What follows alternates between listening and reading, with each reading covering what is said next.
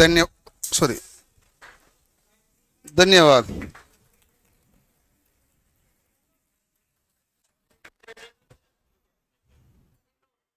इसने पर्ची दी है, मैं पर्ची दे।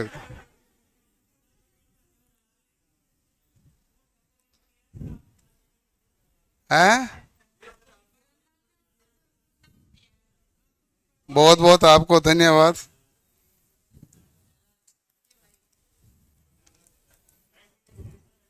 हैं? हाँ भाई।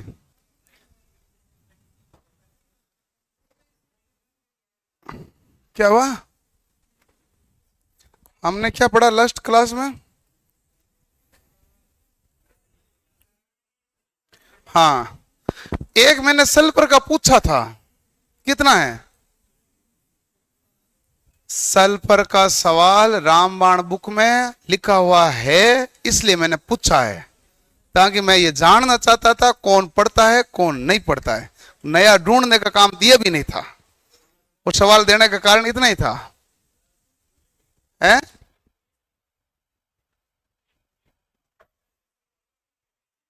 सल्फर को भूल गए, तब क्या ही करें बताओ।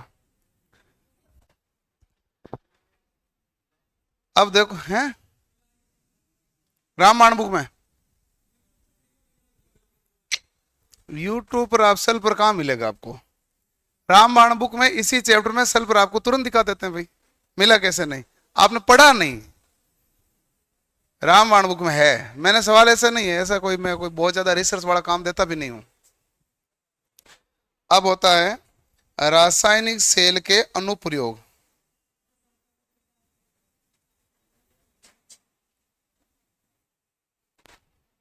है?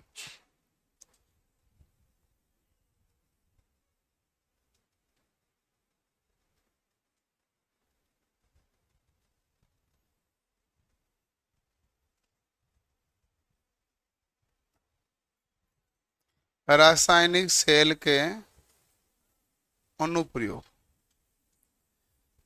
अनुप्रयोगों के बारे में कम ही रहता है, लेकिन फिर भी इनमें ये जो पहला पॉइंट है बड़ा इंपॉर्टेंट है। इसे हम कहते हैं इलेक्ट्रोप्लेटिंग।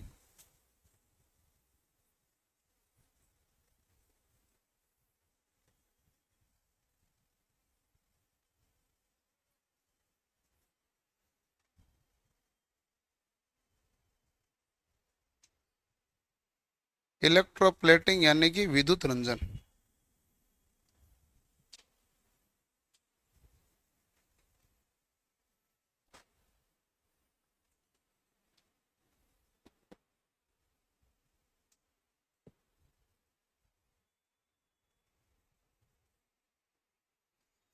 अब देखो, इलेक्ट्रोप्लेटिंग का मतलब क्या होता है? परत चढ़ाने की क्रिया। परत चढ़ाने की क्रिया, इसे हम इलेक्ट्रोप्लेटिंग कहते हैं।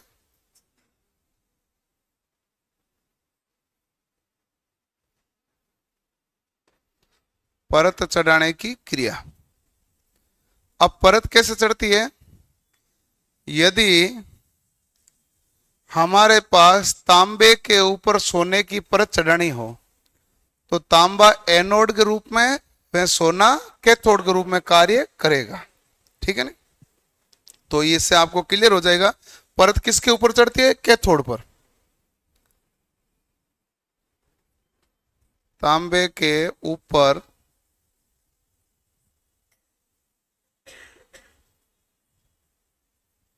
सोने की परत चढ़ाने के लिए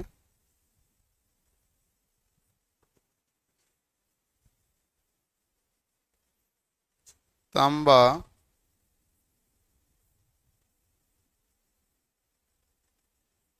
एनोड के रूप में एवं सॉरी तांबा कैथोड के रूप में एवं सोना एनोड के रूप में कार्य।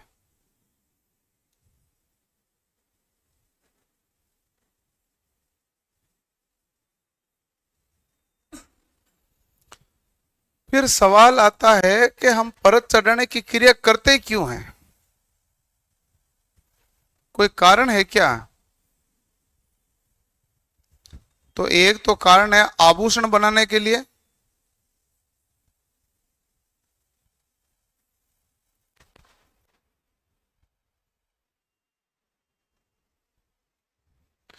दूसरा जो बर्तन है चमकदार बनाने के लिए क्या हो जाती है? पॉलिश।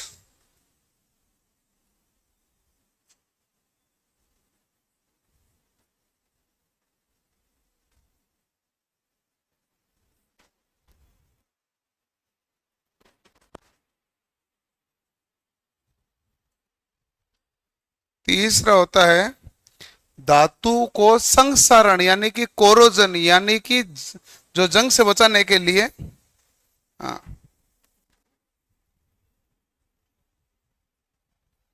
धातु को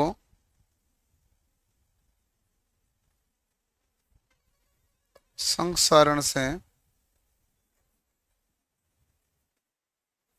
बचाने के लिए ये हमारे पास क्या की जाती है भाई? इलेक्ट्रोप्लेटिंग की जाती है। इस इलेक्ट्रोप्लेटिंग के अंदर एक नाम आता है बफिंग। बफिंग का मतलब होता है चमकदार बनाने की क्रिया। चमकदार बनाने की क्रिया क्या कहलाती है? बफिंग। और ये इलेक्ट्रोप्लेटिंग में जब देखो कि एक धातु पर दूसरी धातु की परत क्यों चढ़ाओगे, तो एक तो देखो हमारे पास किसी भी प्रकार की धातु का संसरण नहीं हो, जैसे जस्ते के ऊपर पारे की परत चढ़ा दी जाती है, ठीक है, अम्लगमेशन जिसे हम कहते हैं। और दूसरा आभूषण बनाते हैं तो भी परत चढ़ाने की क्रिया होती है। तीसरा है कि कोई वस्तु को ज्यादा चमकदार बनाना है, तो कोई बॉक्स को चमकदार बनाना है तो उसके ऊपर भी परत चढ़ा दी जाती है। तो इसलिए परत चढ़ाने की क्रिया की जाती है। कहां थे इतने दिन? गांव।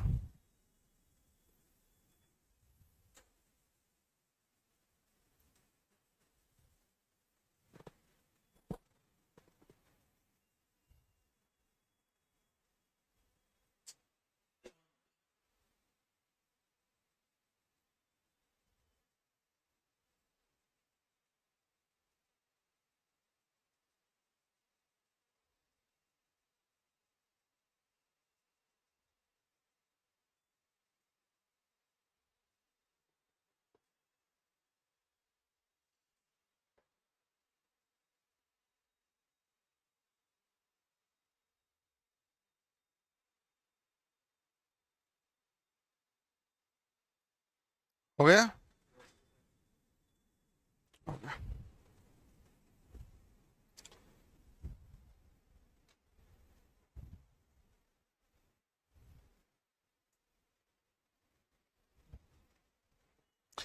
तो इलेक्ट्रोप्लेटिंग है यानी परत चढ़ाने की क्रिया।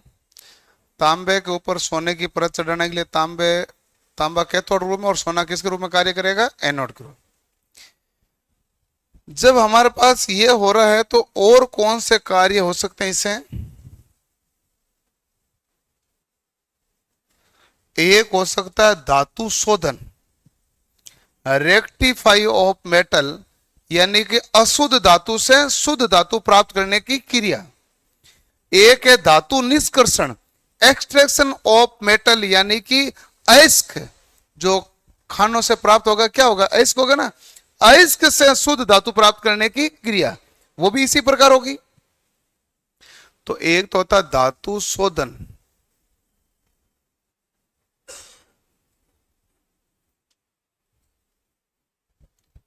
उसमें यह कहता है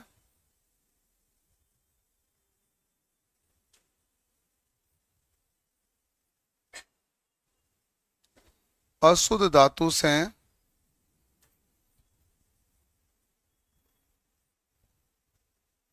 शुद्ध धातु प्राप्त करने की क्रिया।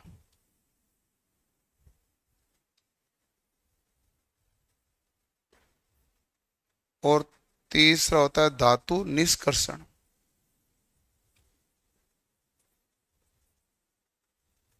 धातु निष्कर्षण क्या होता है भाई? अयस्क से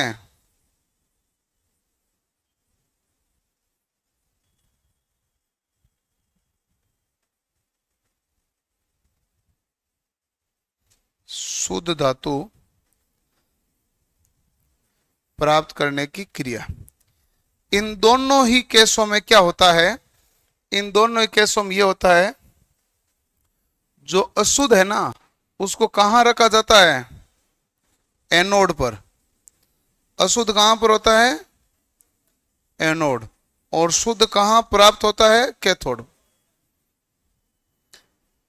क्योंकि हमारे पास फिल्टर होके आएगा कहां पर? कैथोड पर जमा होगा। कहां से निकल के आएगा? एनोड से। एनोड से कैथोड पर आएगा, तो यही तो द्रव्यमान में परिवर्तन हो रहा है। मुक्त हुआ द्रव्यमान क्या है? एनोड से मुक्त होगा और कैथोड के ऊपर परत बनाएगा। करो नोट।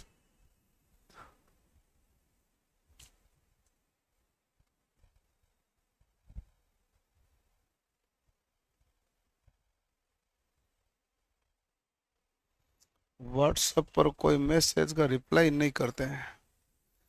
मैसेज आपने आज किया होगा इसलिए रिप्लाई नहीं आया होगा भाई। व्हाट्सएप पे मैसेज में बुक का रिप्लाई एक दिन के बाद आता है, 24 घंटे में आ जाता है।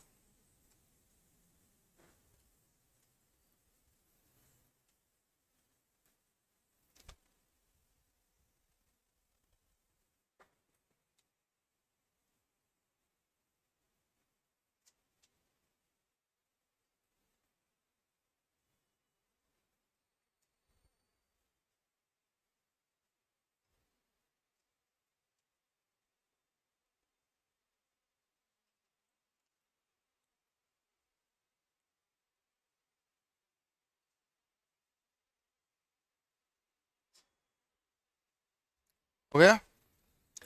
अब हमारे पास आता है एक विद्युत मुद्रण, जैसे हम कहते हैं इलेक्ट्रो टाइपिंग। कितना हो गया? 4 नंबर है ना भाई। विद्युत मुद्रण ये तो आजकल काम में लेना कम हो गए। कम क्या, बंद हो गए। ऑफसेट मशीन आ गई ना, और अब तो वेब मशीनें और आ गई ऑफसेट के बाद में प्रिंटिंग के लिए। पहले काम लेते थे, सांचा बनाते थे। जैसे मान लो अखबार लिखना है और उसमें नाम लिखना है, जैसे मान लो मोहन नाम लिखना है, MOHAN है ना। ये ऐसे लड़ियां होती थी अक्षरों की, उन लड़ियों को रखा जाता था पास पास में। पास पास में रखने पर एक सांचा बनता था। फिर सांचा से उसकी क्या अलग अलग कॉपियां बनती थी। तो पहले अखबार का लिखने का तरीका ये हुआ करता था, वहां पर इसका प्रयोग किया जाता था। अब तो प्रिंटिंग आ गई, और प्रिंटिंग के बाद में ऑफसेट मशीन आई। ऑफसेट के बाद में अब तो वेब आ गई, जिसमें आप यहाँ से प्रिंट दबाओगे, पूरा अखबार निकल कर फोल्डिंग होकर कटिंग होकर बाहर आएगा। लो, आता है कि नहीं आता है? अखबार में लगभग 15-16 मशीनों को सिंक्रोनाइज मेथड पे लगाते हैं, फिर वो राउंड से ही घूमता है उनका। तो ऐसा सिस्टम होता है उनका। तो पहले काम में लिया जाता था, इसको अब काम में लेते ही नहीं है। एक और होता है, और क्या काम करता है रासायनिक सेल का, और क्या प्रयोग कर सकते हैं बताओ? कैपेसिटर के निर्माण में।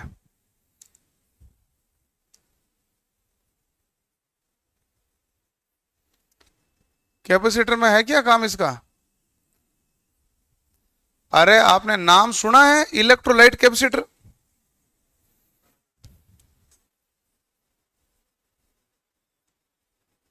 वो कौन सा है भाई? इलेक्ट्रोलाइट पदार्थ तो यही होता है ना भाई।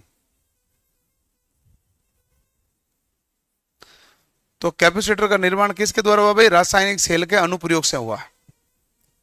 और एक लास्ट में और बच गया, कौन सा है? विद्युत वाहक बल उत्पन्न करना।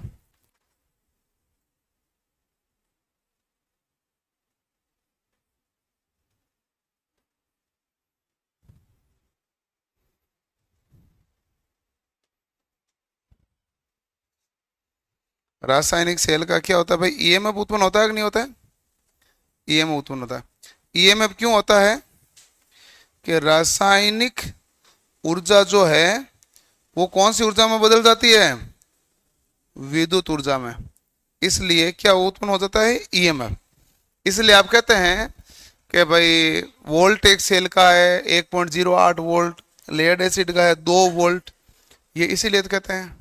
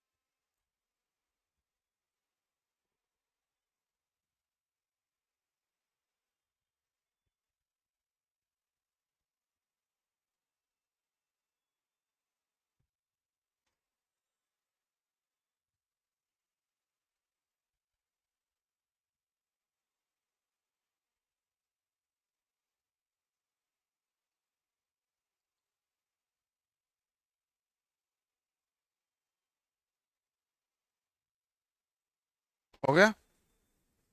ठीक है। तो हमारे पास हो गया भाई, विद्युत मुद्रण में काम में लेते हैं, कैपेसिटर में काम में लेते हैं, और विद्युत वाहक बल उत्पन्न करने में इसको काम में लिया जाता है। यहां तक तो कोई दिक्कत नहीं है। अब हमारे पास रासायनिक सेल होते कितने प्रकार के हैं? दो। एक होते हैं प्राथमिक सेल और दूसरे होते हैं द्वितीयक सेल। तो अब हम सेलों पर अब आ रहे हैं जो अपना काम करना है। हम बाकी का हम कोई अनुप्रयोग थोड़ी पढ़ रहे हैं, हम तो लास्ट में इतना ही देख रहे हैं विद्युत वाहक बल उत्पन्न हो रहा है, हमारा तो वोल्टेज काम में आना है। तो ये रासायनिक ऊर्जा को विद्युत ऊर्जा में बदलने का ये मामला है। तो रासायनिक सेल दो प्रकार के होते हैं। एक होता है प्राथमिक सेल, प्राथमिक सेल यानी कि प्राइमरी,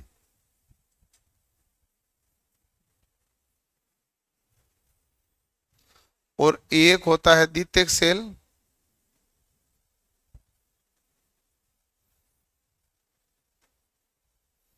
द्वितीयक सेल क्या होता है भाई? सेकेंडरी। अब अब तो ये आसान है, कोई ज्यादा मुश्किल है नहीं, और आप मुझे एक एक पॉइंट बताते जाएं, मैं लिखता जाऊंगा।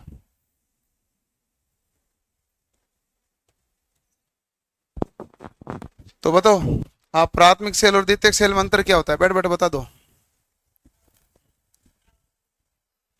प्राथमिक सेल को पुनः आवेशित नहीं किया जाता है, जबकि द्वितीयक सेल को पुनः आवेशित किया जा सकता है। बिल्कुल सही बात है। एक बताओ आप। हाँ हाँ, फटाफट बताओ यार, प्राथमिक और द्वितीयक की तो पूछा है। सभी एक एक याद कर लो, जब तक आपका नंबर आएगा उससे पहले किसी ने बोल दिया तो फिर दूसरा याद कर लो।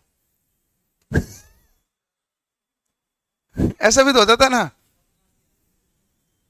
नहीं, कोई पॉइंट आपको जो भी प्राथमिक और द्वितीय के बारे में आए, कोई पॉइंट नहीं है आपको पता, तुम बता दे।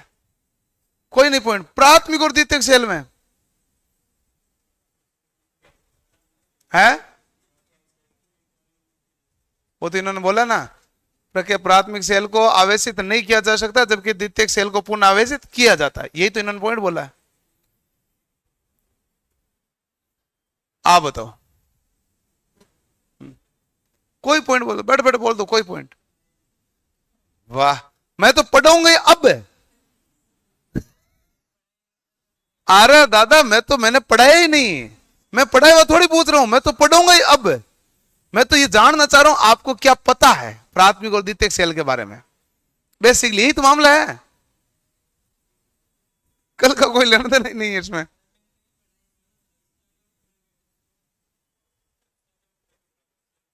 क्या फर्क है? हैं? ये हल्का होता है, ये भारी होता है, ये छोटा होता है, ये बड़ा होता है, ये सस्ता होता है और ये महंगा होता है। ये तो मैंने बता दिया, ताकि यहां तक तो तुम आओ मत, पॉइंट पे आओ, मुद्दे पे आओ। ये तीन बता दिए। हाँ, ये कम वोल्टेज का होता है, ये अधिक वोल्टेज का होता है। और कोई?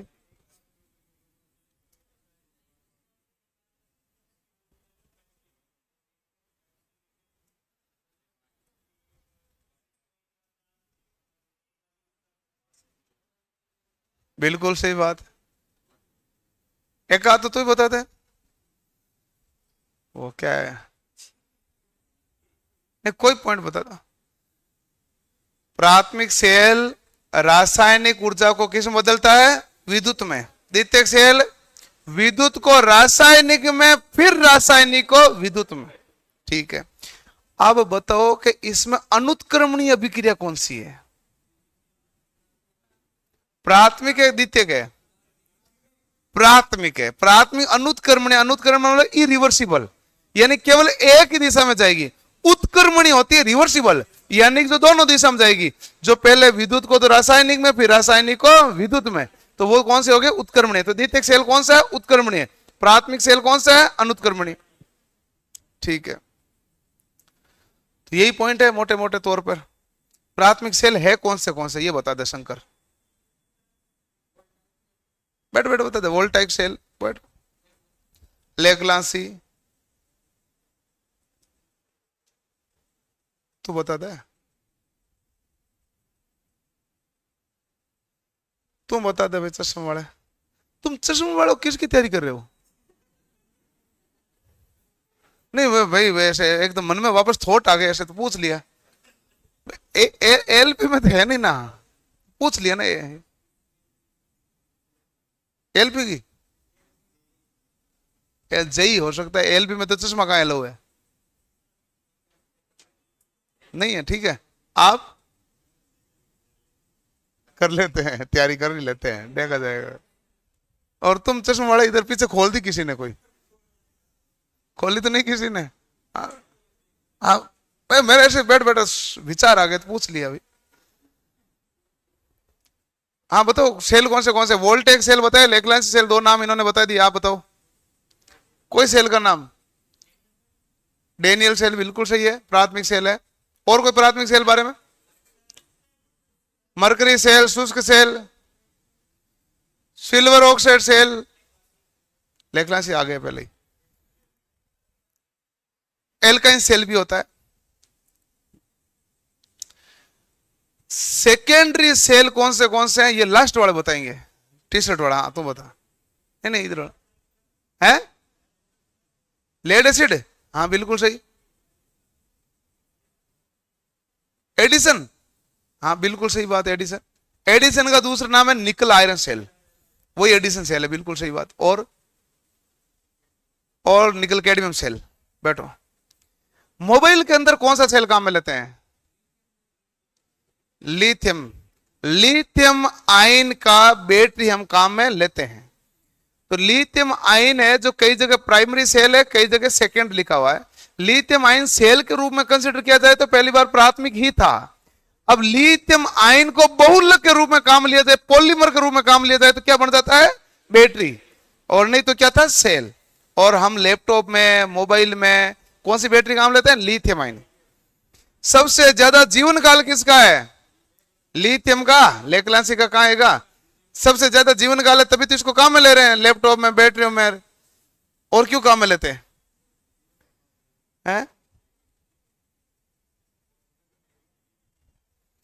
लिथियम वाली कॉस्ट में महंगी पड़ती है, तो कॉस्ट में महंगी है ही।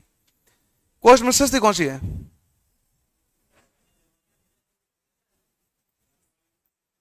वाटर वाली क्या होती है? इतने नाम लिए, इसमें एक भी वाटर वाली नहीं है। ये वाली कौन सी वाली है? ये लेड एसिड। ये कौन सी है? Lead acid. ठीक है, नहीं नहीं, जानकारी पहले होनी जरूरी है। थोड़ी जानकारी होने से क्या आपको थोड़ा इजी समझ में आ जाता है भाई कि हम क्या पढ़ रहे हैं। तो lead acid, lead acid cell हम कहां काम लेते हैं? ये बैटरी कहां कहां काम लेते हैं? इन्वर्टर में लेते हैं, ये ली हुई है। गाड़ियों में लेते हैं, ट्रैक्टरों में, ट्रकों में, और बाइक स्टार्ट करते हैं उसमें भी लेते हैं। किसान टॉर्च में भी होती है, छोटी होती है, होता तो यही है। कौन सी होती है? Lead acid. लेड एसिड क्यों काम लेते हो? निकल आयरन ले लो ना, एडिशन वाली काम है, क्यों नहीं ले रहे? उसमें वोल्टेज कम देता है, ये वोल्टेज क्या देता है? ज्यादा। ये वोल्टेज क्या प्रदान करता है? ज्यादा। गाड़ियों में ऐसा क्या सिस्टम होता है कि भाई आपके तो यार गाड़ी है ना, 3-4 दिन से ट्रैक्टर चलाया नहीं, पड़ा है, तो बैटरी डिस हो गई, तो एक बार तुम धक्का दो। गांव में से आपने सुना होगा, जनरल लाइन है, मैं तो जो बोल रहा हूँ जनरल लाइन है, एक बार धक्का दो, आपने धक्का दे दिया, चालू हो गया। उसने कहा अब कोई टेंशन नहीं है, अब बाद में रुकेगा वापस चालू कर लेंगे, बैटरी चार्ज हो जाएगी। तो ये क्या है, मामला क्या है, बैटरी डिश हो जाती है। ऐसे ही आप खड़े कर रहे हो तो टर्मिनल हटा दो, टर्मिनल लगे हुए हैं तो क्या होगा, नहीं नहीं, जैसे मान लो ये बैटरी है, मैंने तार जोड़ रखे हैं, टर्मिनल जोड़ रखे हैं, लेकिन आगे स्विच तो बंद कर रखा है, तो तार तो खुले ही है ना ऑटोमेटिक ही। भाई स्विच ऑफ कर रखा है तो ऑटोमेटिक तार तो खुले हैं, तार बंद होते हैं तो या तो बल्ब जलता है या स्पार्किंग होती, ऐसा कुछ नहीं हो रहा तो ऑटोमेटिक खुले हैं, टर्मिनल हटाने की कहां जरूरत पड़ी है। नहीं नहीं, जनरल उदाहरण बताना मुझे, जनरल चीज, ताकि आपको पता चल जाए होता क्या है बैटरी के अंदर, जानकारी तो होनी चाहिए। आपने लाइन तो सुनी है ना, एक बार धक्का दे दो और 3-4 दिन में होता है, तो फिर एक बार धक्का दे दो फिर चालू हो जाएगी। कई बाद में हो जाता है कि सुबह सुबह धक्का देना पड़ेगा, सब अलग अलग कंडीशन आती है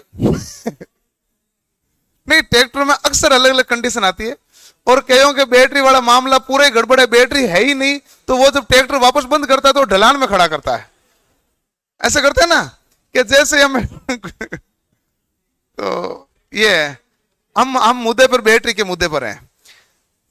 बैटरी चार्ज कैसे होगी, डायनेमो से। डायनेमो क्या होता है, छोटा जनरेटर है। जनरेटर क्या करता है, यांत्रिक ऊर्जा को विद्युत ऊर्जा में, विद्युत ऊर्जा में रूपांतरण किया, तो विद्युत ऊर्जा किसको मिली, बैटरी को। तो विद्युत ऊर्जा को बैटरी ने किसमें बदला, रासायनिक ऊर्जा में, इसलिए स्टोर कौन सी ऊर्जा हुई है, रासायनिक। अब वापस ये रासायनिक ऊर्जा आपको क्या प्रदान करेगा, विद्युत ऊर्जा। मामला ठीक है, लेकिन ये जो है ना वो धक्का देने वाला सिस्टम अभी भी पूरा क्लियर नहीं हुआ है। 3-4 दिन में से धक्का देते हैं, ऐसा क्यों होता है, यह है बैटरी की लाइफ। नया नया ट्रैक्टर लाए हो, आपने 10 दिन भी उसको नहीं चालू किया, तो 11 दिन चालू करोगे तो चालू हो जाएगा, उसको दिक्कत है नहीं। ट्रैक्टर पुराना में लपड़ा है, हाँ ट्रैक्टर या बैटरी पुराने में तो लपड़ा है, नए में क्या लपड़ा है, पुराने में क्या लपड़ा है, यह है जीवन काल से संबंधित। आपका मोबाइल है, आप मोबाइल लेके आते हैं, शुरुआत में आप देखते हैं, आप मोबाइल चलाते हैं दिन में 3 घंटा 4 घंटा, लेकिन पूरे दिन चल जाता है, एक बार चार्ज किया तो 1.5 दिन चल जाता है, लेकिन धीरे धीरे उसकी बैटरी की लाइफ कम हो जाती है। फिर आपका तो यार हर 4 घंटे में चार्ज करना पड़ रहा है, तो एक बार या तो थक थुका के आप बैटरी चेंज करो, या फिर आप अभी खुद कमा नहीं रहे हो तो आप क्या करें, आप में से आधे जने घर वालों कहते हैं फोन लूंगा दूसरा, खुद कमाने लगोगे तो बैटरियां चेंज कराने लग जाओगे जब तक खुद नहीं कमाता है तो वो सीधा फोन ही लेता दूसरा, ठीक है ना। तो वो आप देखते हो, जब आप फोन चेंज करते हो तो आप देखते हो बैटरी 4-6 घंटे चल रही है, अक्सर ज्यादातर तो फोन चेंज करने का कारण प्रमुख रूप से आ रहा है। ऐसा क्यों हो रहा है, क्योंकि बैटरी की लाइफ धीरे धीरे कम हो रही है। बैटरी के अंदर लाइफ कम कैसे होगी, बैटरी में दोष आएगा। बैटरी में कौन से दोष होते हैं, अलग अलग प्रकार के दोष है। एक तो प्लेटों का मुड़ना, आजकल तो आप देखते नहीं, पहले नोकिया वाले मोबाइल में देखते थे बैटरी फूल जाती थी, फूलती थी ना, तो वो प्लेटों का मुड़ना ही तो था। ये बैटरी का दोष है जिसका नाम है बकलिंग। एक है इसके ऊपर जो टर्मिनल के ऊपर सफेद सफेद परत जम जाती है, ये भी तो दोष है, ये कोरोजन है। ऐसे ही एक दोष है जो बैटरी को लंबे समय तक काम में नहीं लेते हो तो वो क्या है, खराब हो जाती है। उस दोष को क्या कहते हैं, है? ना, गलत। लंबे समय तक बैटरी को काम में नहीं लेने के कारण जो दोष आ रहा है वो कौन सा आ रहा है, उससे कहते हैं सल्फेशन। लंबे समय तक बैटरी को काम नहीं लेने पर लेड क्या हो जाता है, कड़ा कठोर पड़ जाता है, उस दोष को कहते हैं सल्फेशन। इसलिए बैटरी को लगातार चार्ज और डिस्चार्ज करता रहना चाहिए ताकि बैटरी की लाइफ क्या रहेगी, बनी हुई। लेकिन आप सब कुछ ठीक कर रहे हो, चार्ज कर रहे हो, डिस्चार्ज कर रहे हो, टर्मिनल पर कुछ जमने भी नहीं दिया और सही वोल्टेज दे रहे हो, सही आउटपुट ले रहे हो, तो बैटरी प्लेटें फुली भी नहीं, फिर भी तो बैटरी का जीवन काल समाप्त होता है। वो क्यों होता है, वो उस दोष का नाम क्या है, सेडिमेंटेशन। सेडिमेंटेशन है कि आप भले कितना ही है ना घी का चूरमा खाओ, दूध पियो, बूढ़ापा तो आएगा। सेडिमेंटेशन तो वही है। सेडिमेंटेशन कह रहे आपके कुछ भी गड़बड़ नहीं हो, सब कुछ ठीक है, लेकिन फिर भी व्यक्ति का बूढ़ापा तो आएगा ही। तो वो जीवन काल को निर्धारित करने वाला कौन सा दोष है, सेडिमेंटेशन। तो सभी बैटरियों में कौन सा दोष कॉमन है? सेडिमेंटेशन। सेडिमेंट दो तो सभी बैटरियों में कॉमन है। आपके मोबाइल के अंदर बैटरी की कैपेसिटी बताते हैं, तो कई बार काफी टाइम काम लेने बाद मोबाइल की कैपेसिटी देखोगे तो आ जाएगा 80% है, 70%, 60%। कैपेसिटी 60% का मतलब है आपने पूरा चार्ज किया है, लेकिन पहले की तुलना में अब कितना चार्ज हुआ? 60%। दिखा ऊपर सो रहा है, लेकिन इसकी क्षमता ही 60 बची है। इसलिए आप कह रहे हो ये तो 4 घंटे में डिस्चार्ज हो गया। क्षमता ही तो नहीं थी। आपने कहा मैंने चार्ज तो पूरा 100% किया था। तुम्हारे 100% से कोई लेना देना नहीं, बैटरी की क्षमता होनी चाहिए। धीरे धीरे बैटरी की क्षमता क्या हो जाती है? डाउन। और गांव में अक्सर ट्रैक्टर के साथ ऐसा ध्यान रखा नहीं जाता है। ट्रैक्टर पड़ा है तो पड़ा है, और अभी का चौमासा खत्म हो गया तो 15 दिन छेड़ा ही नहीं। अब बैटरी को तो यदि आप ऐसे नहीं संपर्क करोगे तो कौन सा दोष आएगा? सल्फेशन। और सल्फेशन दोष आने लग गया एक बार तो सल्फेशन दोष बहुत जल्दी उसकी क्या कर सकता है? क्षमता घटा देगा। क्षमता घटाने के कारण क्या हुआ? अब बैटरी की क्षमता बची मान लो 40%, अब आपको हर 3-4 दिन में धक्का देना पड़ेगा। बैटरी की क्षमता बची है 20%, हर 1-2 दिन में धक्का देना पड़ जाएगा। मामला है कि नहीं है? ये किसका मामला? बैटरी की क्षमता का। तो समझ गए बैटरी की लाइफ का क्या मामला है। तो अपने मोबाइल को पूरा चार्ज किया करें, पूरा चार्ज करने के बाद में पूर्णतः डिस्चार्ज किया करें। पूर्णतः डिस्चार्ज 0% कभी डिस्चार्ज नहीं करना चाहिए। 0% डिस्चार्ज करने पर वापस चार्ज करने में उसको ज्यादा टाइम लगता है। उस विधि को कहते हैं ट्रिकल चार्जिंग विधि। कौन सी कहते हैं? ट्रिकल। आपने अक्सर देखा होगा मोबाइल आपके ना से बात करते करते बंद हो गया है। आजकल नहीं, आजकल जो चार्जर है वो फास्ट है, ये अलग किस्म के हो गए। आज थोड़े से 2 साल पहले के चार्जर में जाओ तो आपका मोबाइल चलाते चलाते बंद हो गया, तो फिर आपने चार्जिंग लगाया तो 15 मिनट तो आंख नहीं खोलता था। ऐसा आपने देखा ना? वो ट्रिकल चार्जिंग के कारण था। नहीं, ऐसा अक्सर था ना। ये मैं सारी चीज इसलिए बता रहा हूं आपको ध्यान रहे कि ऐसा ऐसा है। आजकल फास्ट चार्जिंग का जमाना आ गया, तो फास्ट चार्जिंग तो भले कितने डिस्चार्ज हो वापस चार्जिंग लगोगे तो ऑन कर देगा। वो बहुत फास्ट चार्जिंग कैसे ऑन कर देगा? वो एक को डायरेक्ट सप्लाई दे देगा, बिना बैटरी बाईपास कर देगा कि तुम तो ले, बैटरी उधर चार्ज होती जाएगी। ये करता है कि नहीं करता? फास्ट चार्जिंग तो करता ही काम। तो पहले वो कई देर तक चार्ज नहीं होता तो उसे कहते हैं ट्रिकल चार्जिंग, जिसको चार्ज होने में लंबा समय लगता है। इसलिए कहते हैं कभी 0% पर इसको डिस्चार्ज नहीं करना चाहिए। इसलिए आपके मोबाइल में 10% जब डिस्चार्ज हो जाता है तो इसको पुनः चार्ज कर लेना चाहिए। और 10% पर पुनः चार्ज करते हो और 100% करते हो, वापस डिस्चार्ज 10% करो, इसे कहते हैं सामान्य क्षमता। क्या कहते हैं? सामान्य। 90% डिस्चार्ज होने की क्षमता को क्या बोला जाता था? सामान्य। और 100% डिस्चार्ज होने को क्या बोला जाता था? पूर्ण क्षमता।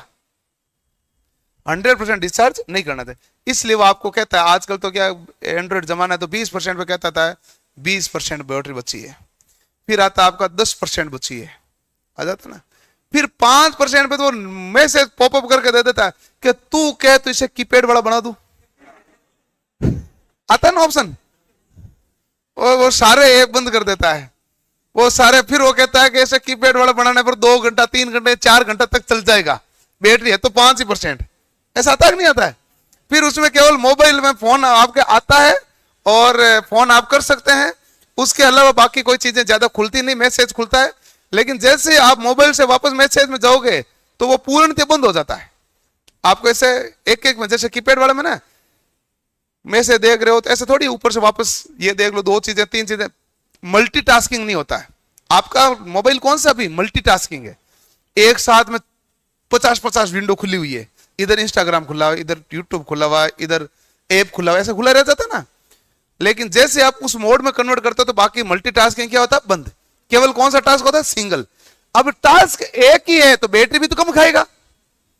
और यदि आपने अभी आपको मोबाइल है ना, ऐसे आप देखो कि मल्टीटास्क का टास्क बहुत सारे पीछे चल रहे हैं, तो इसका मतलब ऑटोमेटिक सारे टास्क क्या कर रहे हैं? बैटरी खा रहे हैं। इसलिए आपकी बैटरी क्या चलेगी? कम। जो बहुत लिमिटेड एप्लीकेशन यूज करता है, भले ज्यादा समय तक चलाओ, लिमिटेड एप्लीकेशन यूज करता है, बहुत ज्यादा विंडो नहीं खोलता है, तो उसकी बैटरी की लाइफ क्या है? ज्यादा। यही तो है मल्टीटास्किंग। उसमें क्या था? बैकग्राउंड डाटा क्या कर देता? पूरा ही बंद, डाटा ही बंद कर देता, सब कुछ बंद कर देता। उसमें इंटरनेट आप चालू रखते हो तो बैटरी ज्यादा खाता है, ब्लूटूथ चालू रखते हो तो बैटरी ज्यादा खाता है, तो वो सारे प्रोसेसिंग क्या कर देता है? बंद। ये मामला। तब आपको समझ में आ गया होगा प्राथमिक क्या होता है और सेकेंडरी क्या होता है। समझ में आ गया? थोड़ा बहुत आ गया ना। अब हम समझना लिखना शुरू कर देते हैं।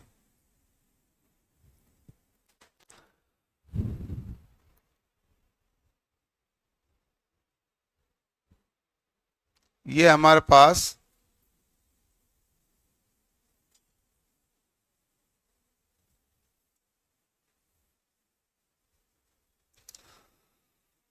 रासायनिक ऊर्जा को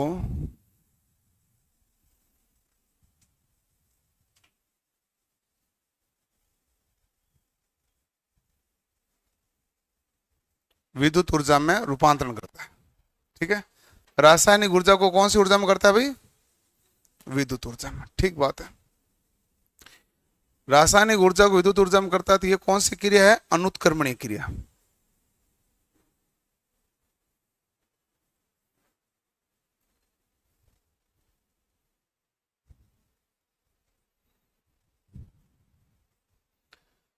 उन्हें आवेशित नहीं किया जाता।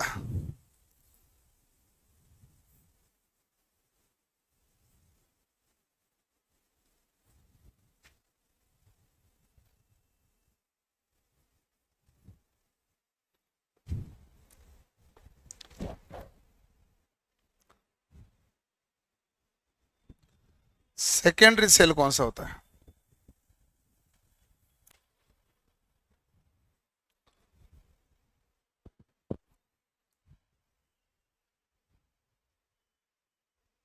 ये है सेल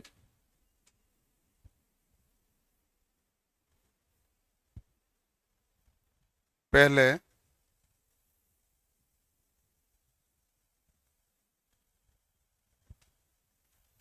विद्युत ऊर्जा को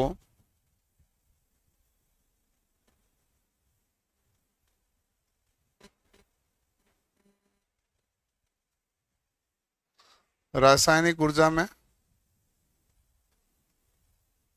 फिर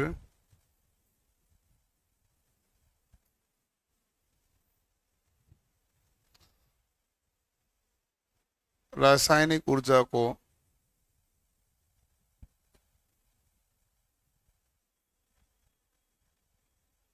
विद्युत ऊर्जा में।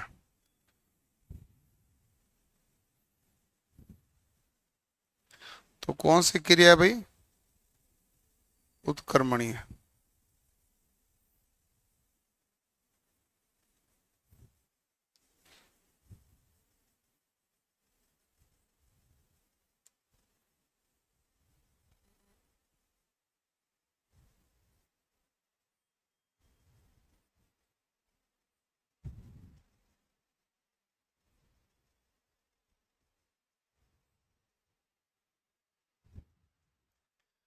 उन्हें आवेशित किया जा सकता है। ठीक है,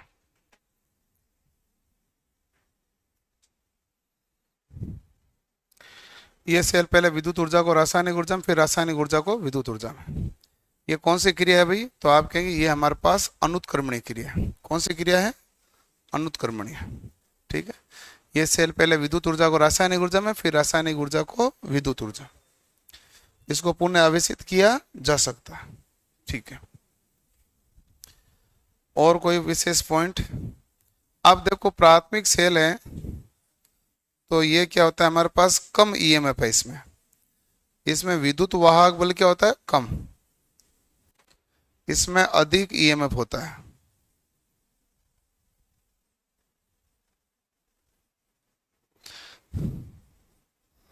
ये सस्ता भी होता है, वह हल्का भी होता है। ये हमारे पास महंगा व भारी होता है।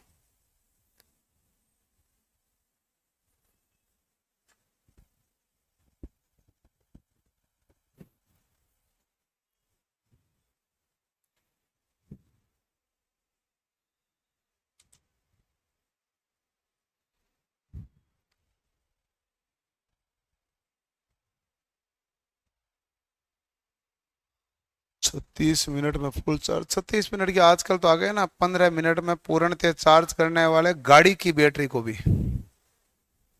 तभी तो ये इलेक्ट्रिक व्हीकल चार्ज ये फास्ट चार्जिंग की खोज इलेक्ट्रिकल व्हीकल के चक्कर में हुई है कि यार पूरे दिन कार को, पूरी रात कार को चार्ज करेंगे तो दिन को चलाएंगे, मान लो रास्ते में डिस्चार्ज हो गई तो वापस चार्ज करने वो कहेगा 6 घंटे लगेगा, तो बात ठीक थोड़ी है। डिस्चार्ज होता है तो कोई बात नहीं, कम से कम 10-15 मिनट में चार्ज तो करो इसको। इसलिए फास्ट चार्जिंग की खोज हुई। मेन मुद्दा तो यही था, बाकी मोबाइल का इतना बड़ा मुद्दा था भी नहीं। मोबाइल तो पहले भी आ रहा था कि अब ठीक है एक बार चार्ज कर लिया तो 15 दिन तक चलेगा, आया ना एक बार। मैक्स मैक्स कोई मोबाइल था 30 दिन तक चलता था एक बार चार्ज करने के बाद में, क्योंकि उसमें और कुछ था ही नहीं, उसने गेम ही हटा दिया होगा। सांप सीढ़ी वाला था, सांप वाला था, तो वही हटा दिया होगा तो उसको और मोबाइल में कुछ होता तो नहीं था ना, क्या करेगा। डिस्चार्ज होता कैसे था?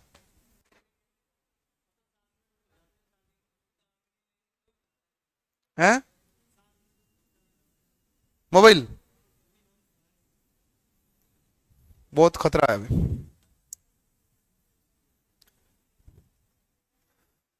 अब तो 7 मिनट की जगह वही कर दिया ना, वायरलेस चार्जिंग।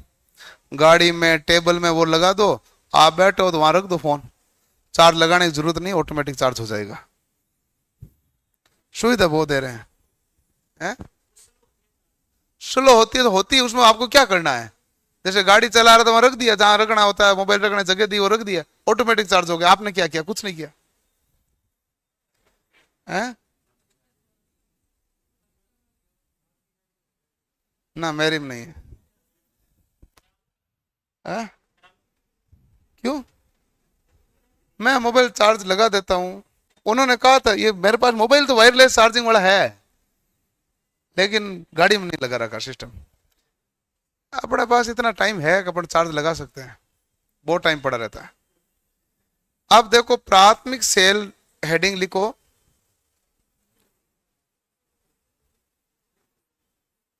और प्राथमिक सेल में एक एक सेल के बारे में पढ़ो। पहला सेल का नाम है, उसका नाम है वोल्टेज सेल।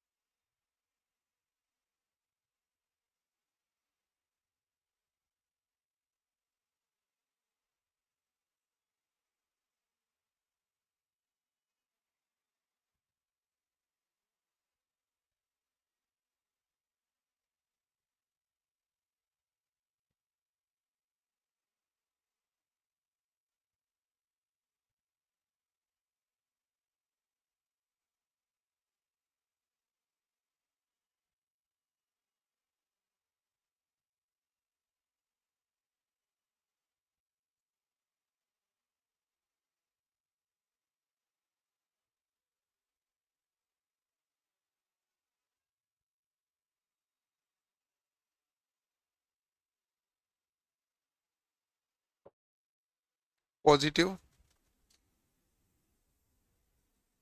एनोड,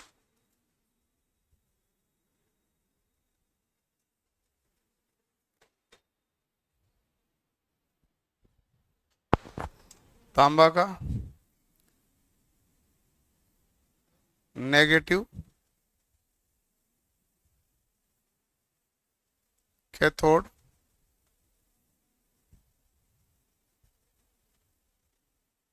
जस्ता। ठीक है। अंदर था इलेक्ट्रोलाइट पदार्थ भरा हुआ।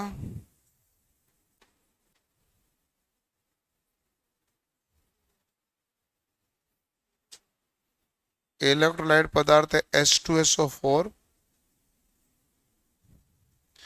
H2SO4 होता है सल्फ्यूरिक अम्ल,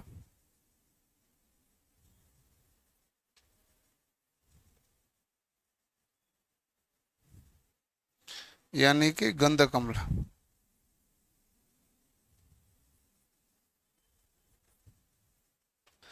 यही होता है। तो एनोड पूछ लेगा, कैथोड पूछ लेगा, इलेक्ट्रोलाइट पदार्थ पूछ लेगा, और क्या पूछ लेगा, इसका विद्युत वाहक बल का मान कितना है, ये पूछ लेगा तो ये भी बता देंगे। कितना है?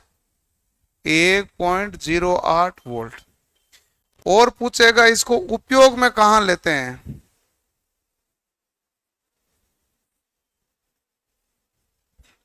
उपयोग कहीं नहीं लेते हैं।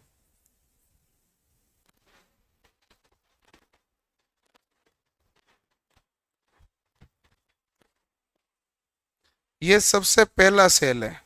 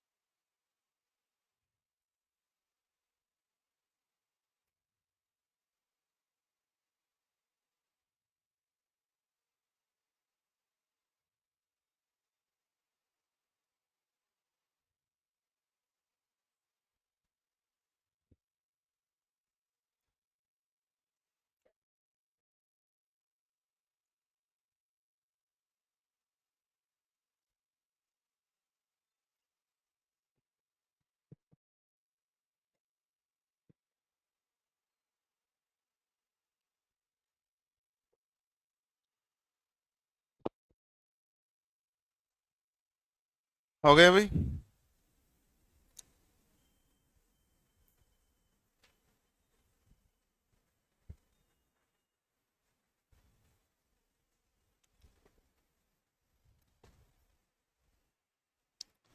दो छड़ें हैं, दोनों इलेक्ट्रोलाइट पदार्थ में डूबी हुई है। इलेक्ट्रोलाइट पदार्थ कौन सा है, छड़ें कौन सी है बता दी।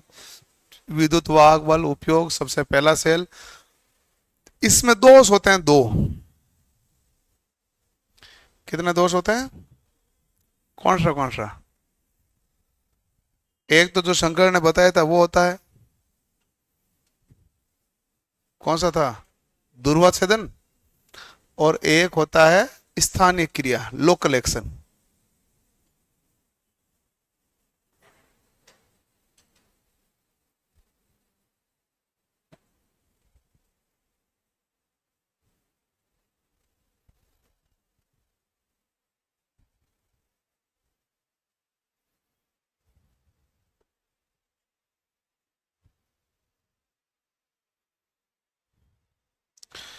इलेक्ट्रिकल जो व्हीकल है, ये धारणा बहुत पुरानी है। इलेक्ट्रिकल ये आज से थोड़ी शुरू हुई है, लगभग 100 साल से ऊपर हो गए लगभग इसको मामले को नाम आए हुए कि इलेक्ट्रिक व्हीकल बनाते, इलेक्ट्रिक व्हीकल बनाते हैं। बहुत पहले से चल रहा है। बीच में तेल वेल मिल गया तो तेल सस्ता था तो इसको भूल गए, छोड़ो इसको। अभी इलेक्ट्रिक व्हीकल वापस क्यों चक्कर में आया है? क्योंकि तेल महंगा हो गया। तो ये महंगा सस्ता का तो चक्कर है। अभी मान लो कल को डीजल और पेट्रोल सस्ता हो तो इलेक्ट्रिक गाड़ियां कौन लेगा? कोई नहीं लेगा। तो धारणा क्या होगी? खत्म होगी वापस। अभी इलेक्ट्रिक में गाड़ियों सस्टेनेबल है ही नहीं, केवल स्कूटी है। क्योंकि स्कूटी वाले को जाना है 15 किलोमीटर, 20 किलोमीटर, 25 किलोमीटर। गाड़ी वाले को जाना है 200 किलोमीटर, 300 किलोमीटर। तो 200-300 के लिए सस्टेनेबल है नहीं। दूसरा, यदि सस्टेनेबल बना देते हैं तो उसमें एक और दिक्कत है कि उसमें बैटरियां ज्यादा लगती है। तो जैसे ही बैटरियां खराब होगी तो वापस खर्चा बहुत ज्यादा बढ़ेगा। तीसरा, यदि ये डिश हो गया और वहां विद्युत की सुविधा नहीं रही पूरी और चार्जिंग से पॉइंट नहीं मिला तो क्या करोगे? इसलिए उन्होंने हाइब्रिड मोड लगा निकाला। हाइब्रिड मोड ये कहता है कि बीच में पेट्रोल काम में लेता रहेगा। कि जैसे मान लो गाड़ी रोड ठीक है, स्पीड 70 की है तो इलेक्ट्रिक से चल जाएगा। जैसे खड्डा आया उसने पेट्रोल उठा लिया। यही तो होती है हाइब्रिड। हाइब्रिड इंजन चेंज थोड़ी करना पड़ता, ऑटो होता है। अब जिसमें ऑटो हो रहा है वो एवरेज वैसे भी ज्यादा दे नहीं रही है, एवरेज के चक्कर में इलेक्ट्रिक ले रहे थे। तो कुल मिला के बात है, इलेक्ट्रिक गाड़ियां अभी भी सस्टेनेबल नहीं है, उल्टी महंगी ज्यादा आती है, क्योंकि दो प्रकार का इंजन लगा, एक इलेक्ट्रिक लगाया, एक पेट्रोल वाला लगाया। इंजन कितना लग गया? डबल। तो खर्चा तो बढ़ गया, तो इसलिए गाड़ी क्या आई? महंगी। अब उस महंगी गाड़ी जो ली थी उसका खर्चा वो मेंटेन कैसे करेगा कि भाई तेल कम खर्च हो, माइलेज ज्यादा दे, तो वो मामला फिर सही बैठ नहीं रहा। इसलिए इलेक्ट्रिक गाड़ियां मार्केट में बहुत कम है। कुछ लोगों ने खरीदी है, लेकिन बहुत ज्यादा इनसे कोई खास खुश है नहीं। स्कूटी वाले खुश हैं बहुत, गाड़ी वाले इनसे कोई खुश नहीं है ज्यादा। कारण यही तो है ना, स्कूटी वालों का क्या है कि भाई घर पे चार्ज कर ली, ऑफिस चले गए, आ गए, तो इतने में तो चलती है वो, है कि नहीं है?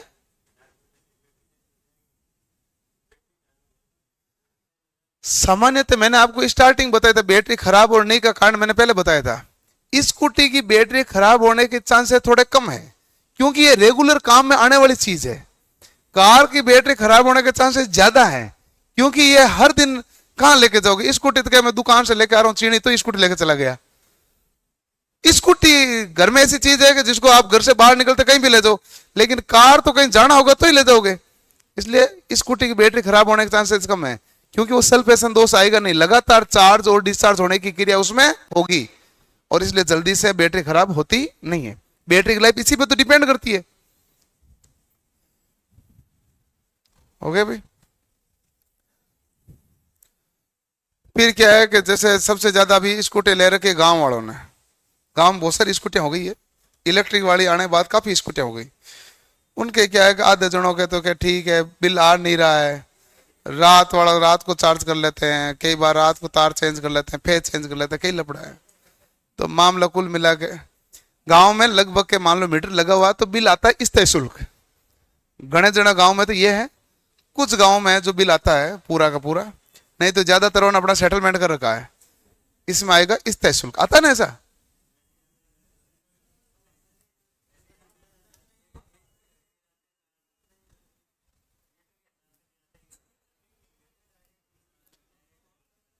स्थायी शुल्क आता है, वो फिक्स होता है, वही आता है ना कि भाई मिनिमम इतना आना चाहिए, उतना ही आ रहा है। हाँ तो वही है। नहीं, ये कारण यही था भाई। तो बताओ उनके लिए तो कितनी सस्ती पड़ी स्कूटी, पूरी सस्ती पड़ी हुई है। इसलिए स्कूटी सस्टेनेबल है, स्कूटी चलती है, और कार सस्टेनेबल नहीं है। इसलिए मार्केट में इतने टाइम से इलेक्ट्रिक कारें आ रही, लेकिन मार्केट में प्रचलित नहीं हुई। मेरे लिए तो सस्ती महंगी पड़ेगी तो तेरे ऊपर भार पड़ेगा, मेरे क्या पड़ेगा? मैं क्यों सस्ता महंगा रहूं बता? मैं तो कहूंगा 1000 रुपए फीस बढ़ गई बता। तो ये मैं, मेरे सस्ता महंगा का मामला नहीं है, है? कौन? अब आपको क्या खतरा, आप तो निकल गए ना खतरे से। अब आता है इसमें दोष।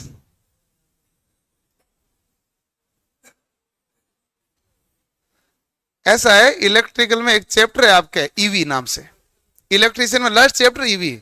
ईवी के बारे में चर्चा इसलिए नहीं की कोई हवाबाजी नहीं है, आपका पूरा चैप्टर है ईवी का नाम से। तो उसका बेसिक फंडामेंटल पता रहे बेड़ो ईवी का। ईवी प्रचलित क्यों नहीं हुई? 1912 में आई थी, 2024 चल रहा, प्रचलित क्यों नहीं हुई थी? कारण यही थे बहुत सारे। अभी भारत के पास लगभग 40 से 50 दिन का तेल रिजर्व है। यदि इराक, ईरान, जहां से भी रूस से तेल आ रहा है, कोई नहीं देना है भारत को, तो 50 दिन तक गाड़ियां चल सकती है। 50 दिन के बाद में पेट्रोल पंप खाली है। अमेरिका के पास है 50 साल का, उसने उन देशों में लड़ाई करी जहां तेल के कुएं थे, और वो सारे तेल के कुओं पे अधिकार जमा के तेल उन्होंने पाइपलाइन बिछा के अपने ट्रांसफर कर लिया, और उसने कुएं खोद कर कुएं भरे खुद गए। अमेरिका ने ये तो किया है।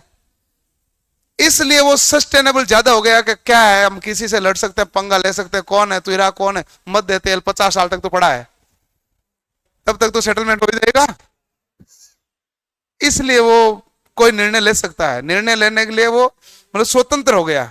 भारत इतना स्वतंत्र थोड़ी रह सकता है, भारत को बहुत सारी कंडीशनें देखनी पड़ती है, उस हिसाब से निर्णय लेना पड़ता है ताकि संबंध ठीक रहे। इसलिए एक पाइपलाइन हमने रूस से बिछा रखी है, एक इराक से बिछा, कल को इराक से लड़ाई होगी, वो कहेगा मैं तो नहीं दे रहा तेल, तो रूस से तो आए, किधर से आता रहे।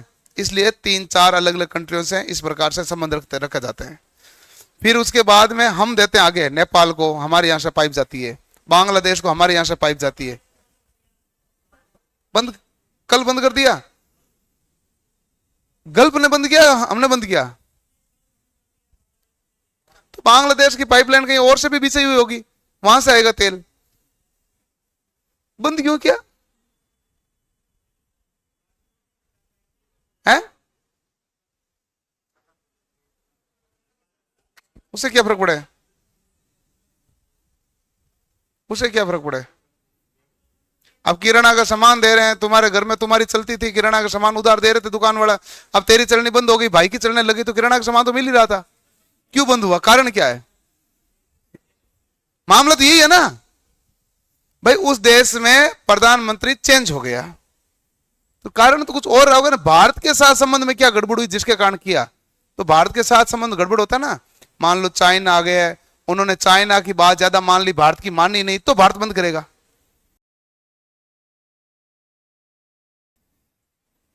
दोष होते हैं दो,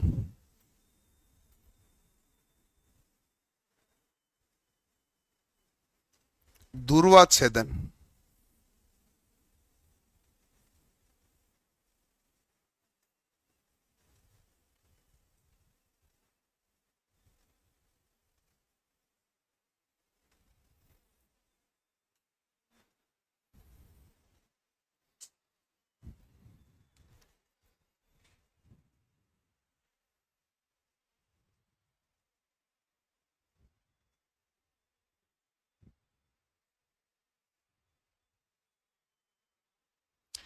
ध्रुवाच्छेदन क्या कहते हैं कि एनोड के ऊपर हाइड्रोजन के बुलबुले जमा होने के कारण हमारे पास ऊर्जा की क्या हो जाती है, हानि। इस दोष को हम क्या कहते हैं, ध्रुवाच्छेदन।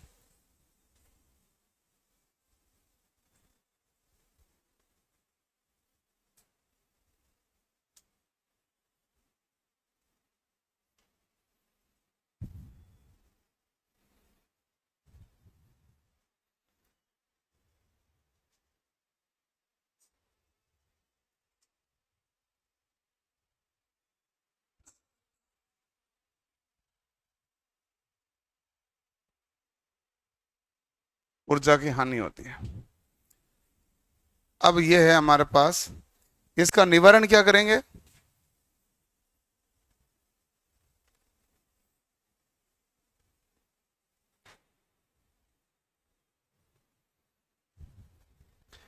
निवारण है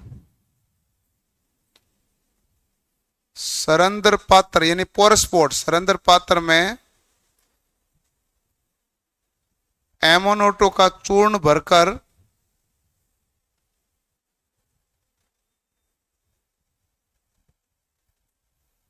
उसमें एनोड को स्थापित कर देते हैं।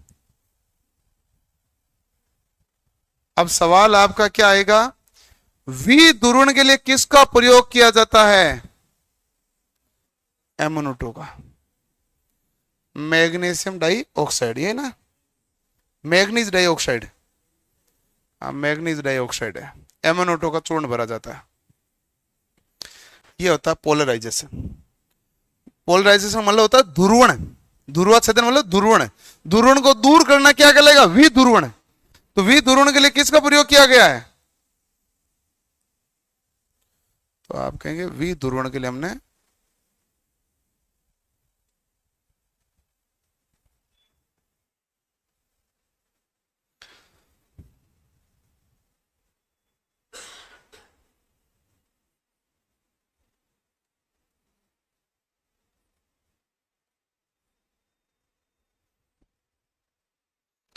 स्थानीय क्रिया,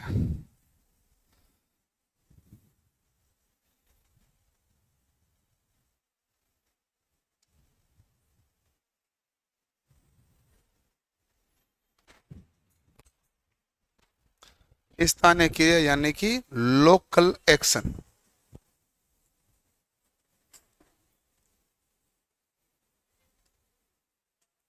है, पात्र नहीं है भाई, ये ऐसा है, ऐसा मामला सरेंद्र पात्र होता है। सरेंद्र पात्र का मतलब ये होता है कि ऐसा पात्र यहां पर है, इसमें क्या भरा आपने, चूर्ण। अब ये जो पात्र होता है ना, ये आपके पानी छानने वाले कपड़े की तरह है, जिसमें पानी तो आर पार हो रहा है लेकिन कचरा नहीं जा रहा है। तो रासायनिक क्रिया तो ये इसके साथ ही करेगा, लेकिन चूर्ण बाहर नहीं निकलेगा। उस पात्र को कहते हैं सरंध्र पात्र। सरंध्र पात्र यानी कि जिसके अंदर छोटे छोटे रंध्र हो, छोटे छोटे क्या हो, छिद्र, इंग्लिश में कहते हैं पोरस पोर्ट। ये ऐसा होता है, ऐसे ही स्थापित रहता है।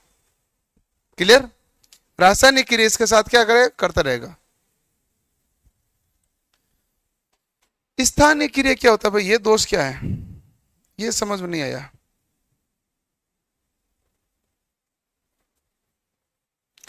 जस्ते में अशुद्धि के कारण ऊर्जा की हानि होती है, इसलिए जस्ते के ऊपर पारा की परत चढ़ाना, इसका क्या होगा, निवारण।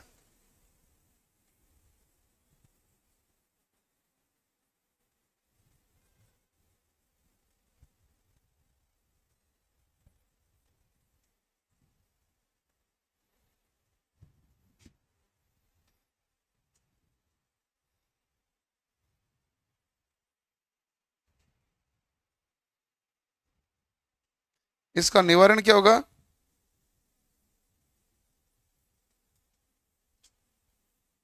जस्ते के ऊपर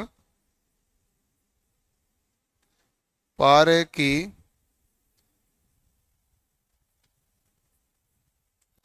परत चढ़ाने की क्रिया।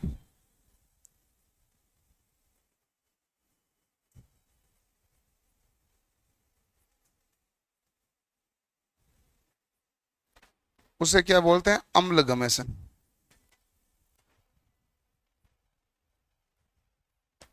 यह इसका निवारण है। करो नोट।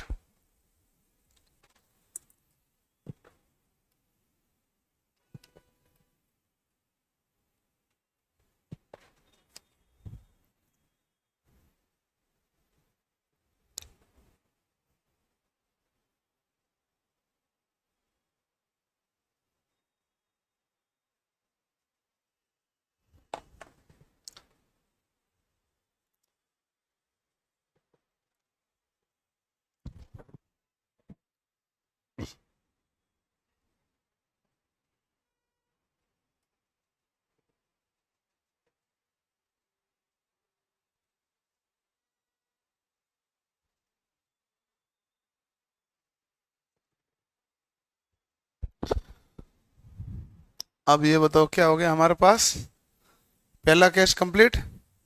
दूसरा हमारे पास कौन सा है, Daniell cell. Daniell, professor Daniell ने बनाया था। वोल्टेक सेल जो बनाया उसके सामने चैलेंज था, रासायनिक ऊर्जा को विद्युत ऊर्जा में बदलना। डेनियल के सामने ये चैलेंज था ही नहीं, उसने कहा रासायनिक ऊर्जा विद्युत ऊर्जा में बदल ही रही है, वोल्टेक बना के गया है।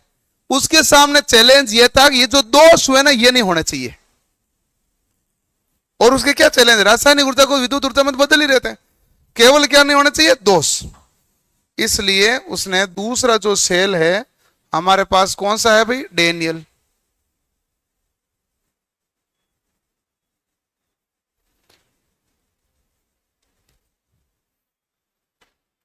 तो उसने कहा दोष नहीं होना चाहिए, तो उसने एक तो इलेक्ट्रोलाइट पदार्थ बदला, और उसने एक और काम किया था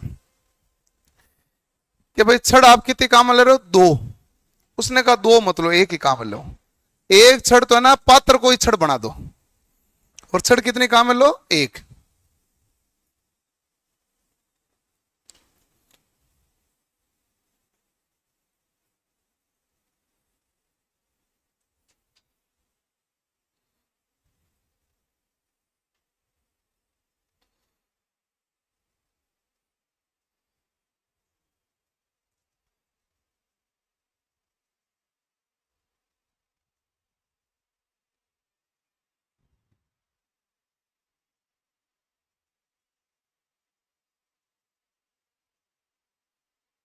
उसने कहा छड़ कितनी डाल दो इसमें, एक।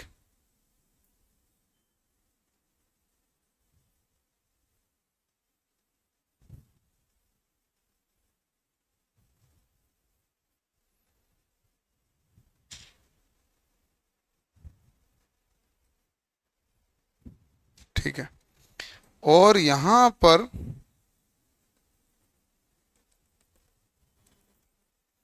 अंदर इलेक्ट्रोलाइट पदार्थ भर दिया। कौन सा पदार्थ भर दिया? कौन सा इलेक्ट्रोलाइट? कौन सा था? हैं? CuSO4। इन्होंने पदार्थ चेंज किया, इससे हम कहते हैं कॉपर सल्फेट।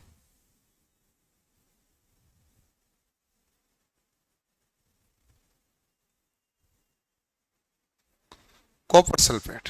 ठीक है, अब उन्होंने यहां पर CuSO4 की क्रिस्टलीय संरचना रख दी।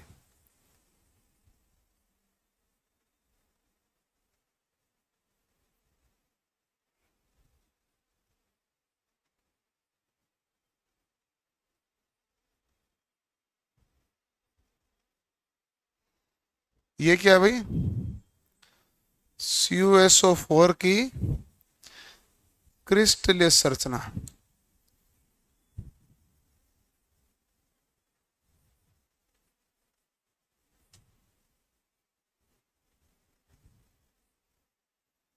क्रिस्टलीय संरचना, ठीक है। अब CuSO4 की कौन सी संरचना थी भाई? क्रिस्टलीय संरचना। अब इसमें पूछे दोष रहित है, इसमें कोई दोष नहीं है। दोष हो रहा है क्या कोई? करना। उपयोग कहां हो रहा है? प्रयोगशाला में। आपके 11वीं क्लास में प्रैक्टिकल है भाई ये।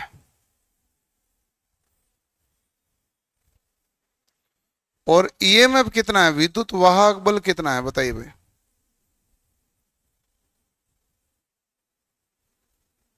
1.1 वोल्ट। हो गए इंपॉर्टेंट पॉइंट पूरे?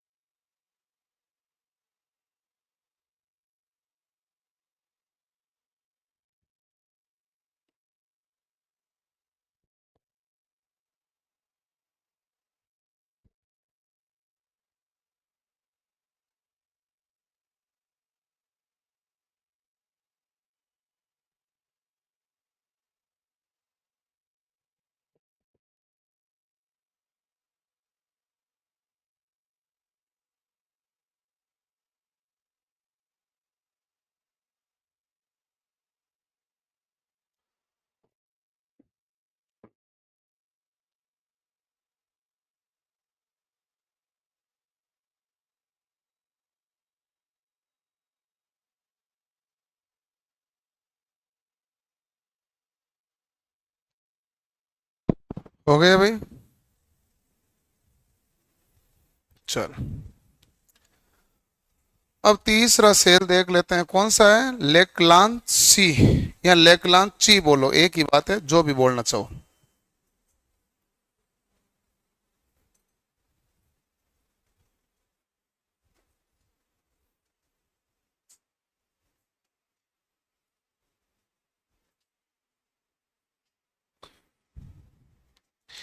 लेकलांची सेल क्या है कि हमने जो दोनों सेल बनाए ना, अम्लीय थे, तो ये हमारा हमारे पास क्या है कि लेकलांची वैज्ञानिक ने बनाया पहला सारीय सेल है।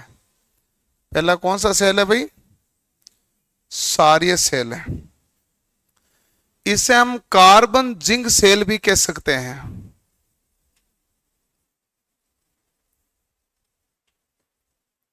क्यों कह सकते हैं? कि इसमें जो दो आपने छड़ डाली थी,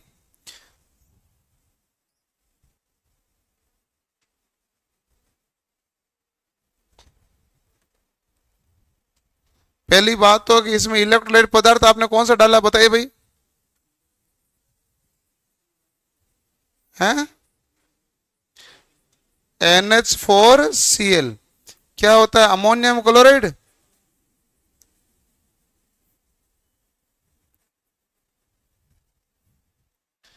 और फिर जो है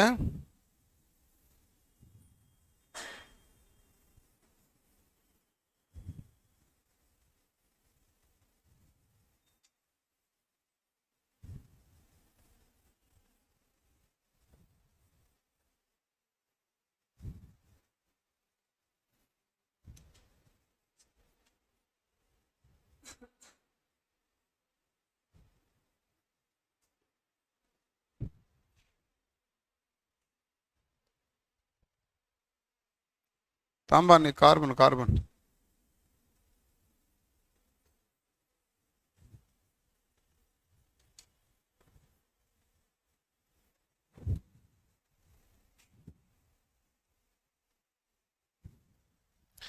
बताइए इसका ईएमएफ का मान कितना है?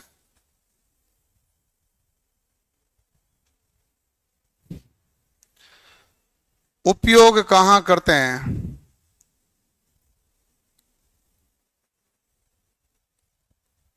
तो आप कहेंगे यह रुक रुक कर सप्लाई प्रदान करता है। अब बताओ कहाँ उपयोग लिया जा रहा है?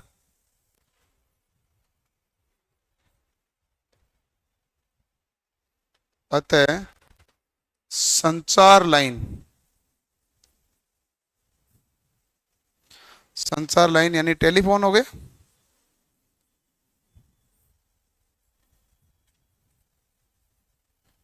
विद्युत घंटी में उपयोग है।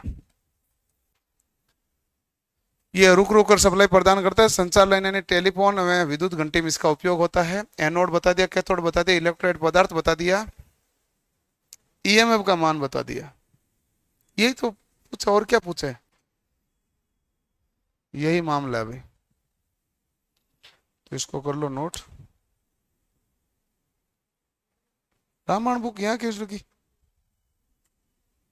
ये किताब कल की थी कि यहाँ पड़ी है? तो ले जानी चाहिए थी ना वापस। किसका काम है? वापस ले आएगा।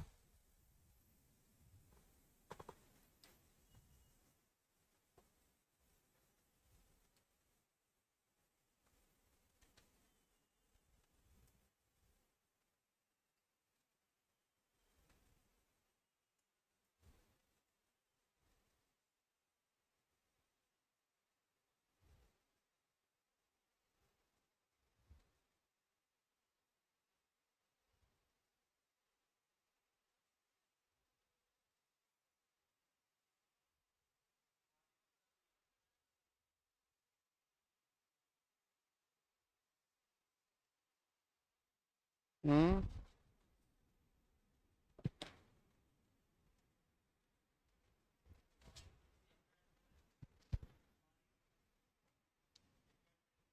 इसमें नहीं, इसमें से कोई खास दोष वाला मामला है नहीं, वो तो उसमें ही था, H2SO4 के कारण दोष था।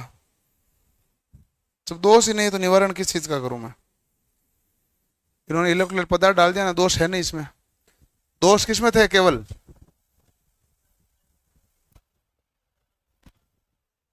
कौन? पारा? पारा के ऊपर, पारा के ऊपर तो बहुत सारे धातुओं पर चढ़ा देते हैं।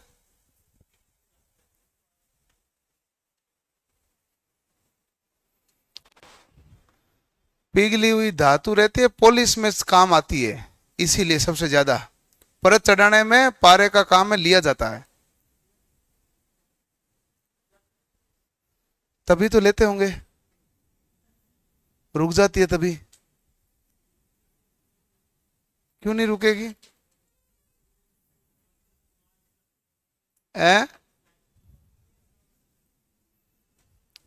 थर्मामीटर पे नहीं चिपकती क्योंकि कांच के साथ उसका गुण है, वो हमारे पास असंजक वाला है, सहसंजक वाला नहीं है। जिसके साथ सहसंजक का गुण होगा उसी के साथ चिपकेगी।